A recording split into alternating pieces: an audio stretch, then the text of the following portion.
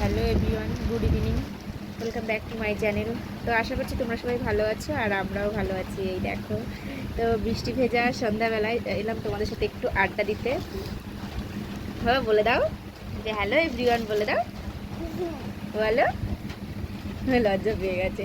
ও একা একা কিন্তু অনেক ভিডিও করে, জানো তো বন্ধুরা, তোমাদেরকে একদিন ওর ভিডিওগুলো শেয়ার করবো। হ্যাঁ, আর দেখতেই পাচ্ছ যে আমি কতটা ভালো আছি, কিন্তু তবুও তার মধ্য দিয়েও বলছি হ্যাঁ আমি ভালো আছি, কিন্তু তোমরা দেখেই বুঝতে পারছো আমার শরীরের অবস্থা।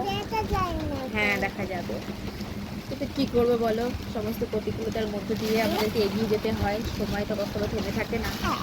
তো এইভাবেই চলছি, দেখা যাক কবে সুস্থ হই। তো ডাক্তার তো ডেট দিয়েছে, মানে মিনিমাম 1 থেকে 1.5 মাস। তো জানি না কতদিন লাগবে আদৌ। খুবই অসুবিধে হচ্ছে, একটা হাতে সব কিছু করতে হয়, কি করব বলো, একটা সংসার হলে যেটা হয়। ওই মেয়েটা একটু মাঝে মধ্যে হেল্প করে, ওর স্কুল আছে, পড়া আছে, এতটা পারে, তাও মানে বলে বলে বলে বলে আমার মুখ ব্যথা হয়ে যায়, করতে চায় না এক এক সময়। তো এবার একটুখানি আমরা চা খাবো, চায়ের আড্ডায় তোমাদের সাথে একটু আড্ডা দেবো।